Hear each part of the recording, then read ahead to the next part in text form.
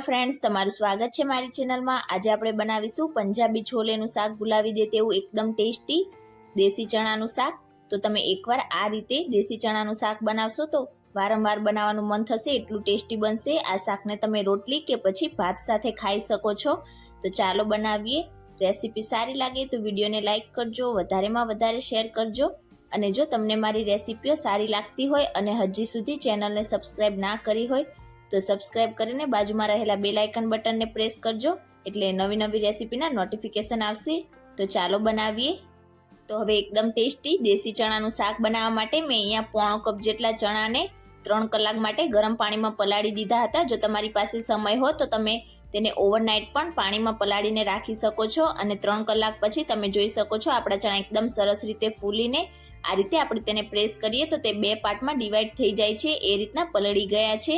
તો હવે આપણે ચણાને બાફીશું। તો તેના માટે એક પ્રેશર કુકર લઈશું અને બધા જ ચણાને આપણે પ્રેશર કુકરમાં ટ્રાન્સફર કરીશું।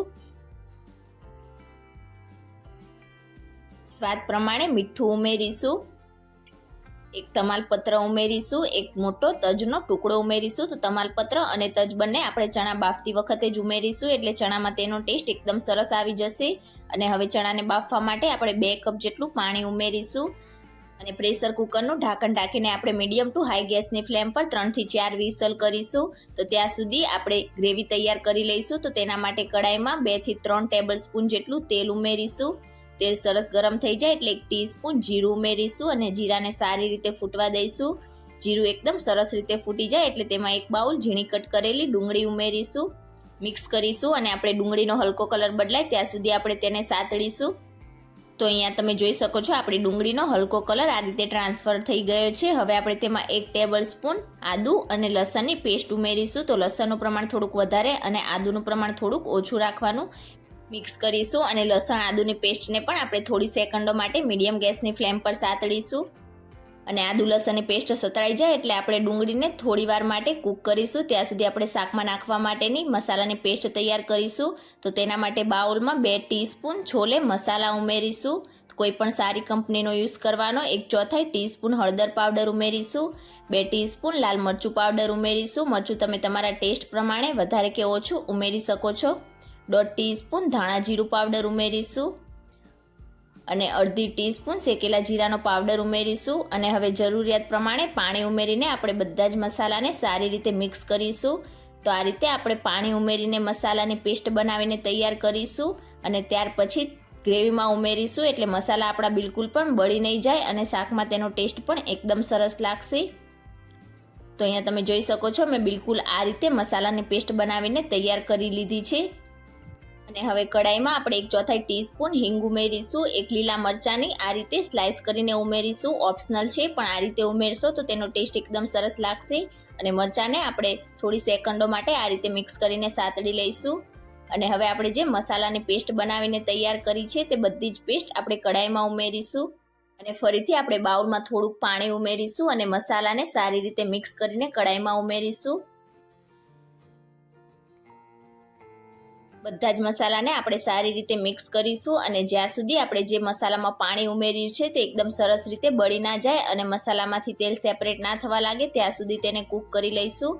તો આ રીતે આપણે પાણી ઉમેરેલું છે એટલે મસાલા બિલકુલ પણ બળશે નહીં અને શાકમાં તેનો ટેસ્ટ પણ એકદમ સરસ લાગશે। તો અહીંયા થોડીક જ વારમાં તમે જોઈ શકો છો આપણા બધા જ મસાલામાંથી એકદમ સરસ રીતે તેલ સેપરેટ થવા લાગ્યું છે અને આપણે જે પાણી ઉમેરેલું તે પણ એકદમ સરસ રીતે બળી ગયું છે, મીન્સ કે આપણા મસાલા એકદમ સરસ રીતે કૂક થઈ ગયા છે।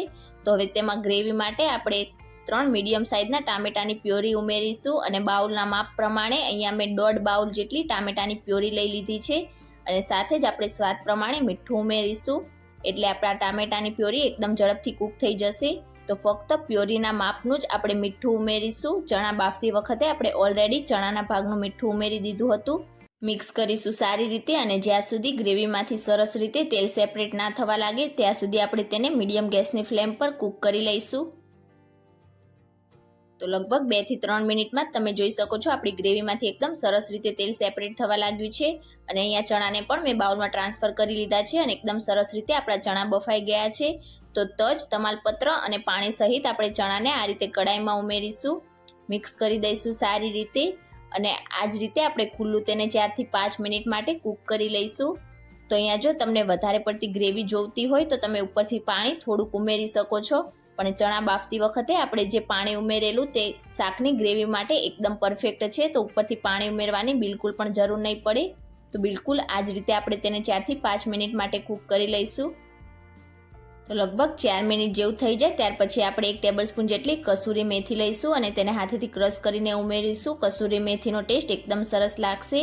ઉપરથી ફ્રેશ ઝીણા કટ કરેલા લીલા ધાણા ઉમેરીશું.